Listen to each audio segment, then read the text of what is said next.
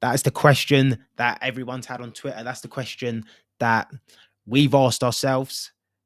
There's been back and forths, arguments, Mams Taylor, appeals. They want to be treated like real boxers, but they're appealing every time they lose. It's carnage. But yeah, the only people who got robbed were the fans, and KSI needs to realise that. He needs to sit there, take a leaf out of his own book, and say, "Who have we robbed here?" It was a awful performance from KSI because leading up to it, you had in the main card, you had like Dean the Great fighting Waleed Sharks. You had Slim fighting Salt Pappy. We were all to me they were the real main events, and I think I'm talking from a selfish perspective because I was so excited for these two fights. Logan Paul, Dylan Dennis sold me the world. They sold me the world, so I was so excited, and we'll get onto theirs. But yeah, the KSI Tommy Fury fight was just absolutely unbelievably bad. 38 total strikes for KSI, 39 total strikes for Tommy Fury. KSI, he done better than everyone thought he would, but are we judging him off how good he done, or are we judging him off how well he done to what we thought he would against a pro boxer? Tommy's a pro boxer. Is he a pro boxer? I'm not 100% sure. He's at this influencer level. He's probably just a little bit better than this influencer level. He's not had a big amateur career.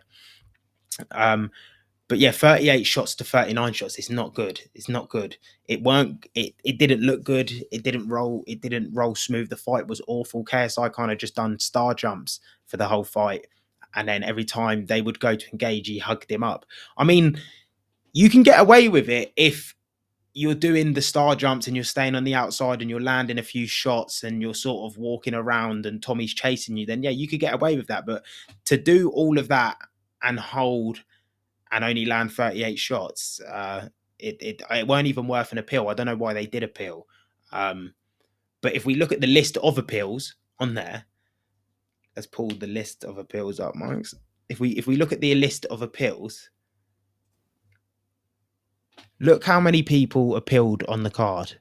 You had a former appeal made by Pineda. You had an appeal made by Dylan Danish. You had an appeal made by KSI, and you had 3 appeal made by Chase Moore. I can't actually read the other two. Yeah. Chase Moore, Alex Wasabi, and Alexia Gray. So there were 6 appeals. I think that was half of the card. I think half of the card appealed. Why do influencer boxers, they want to be treated like real boxers, but whenever they lose, they can't take losing. It's mental. It's mental to me. The show as a whole was decent.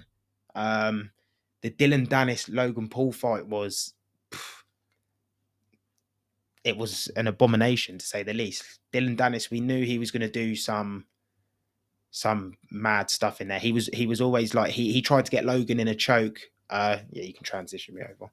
He tried to get Logan in a choke at the start. I think it was in round 1 or 2. He tried to get Logan in a headlock. Logan hit him. Everything erupted. We did have the video for you, but we had to take it out because when we were running tests on the live stream, it got copyrighted. So thank the zone for that one.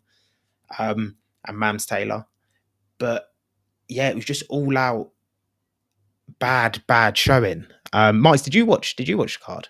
Yeah. Yeah. You may as well add yourself in for this one then.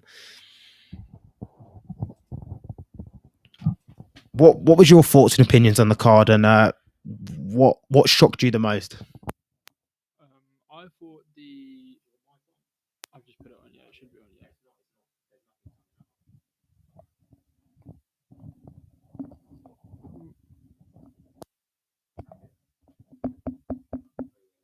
Yeah. So I thought the best fight of the night for me was the one before the main card, the main 2. Was it, who was that? Slim versus Salt Pappy, was it? And Dean and Waleed, yeah. Yeah, them 2 were a good fight. I only watched from there onwards, to be fair, and the tag team match, man, stupid. But the main 2 card, they were awful. Yeah, I think they sold it. They sold it to us good.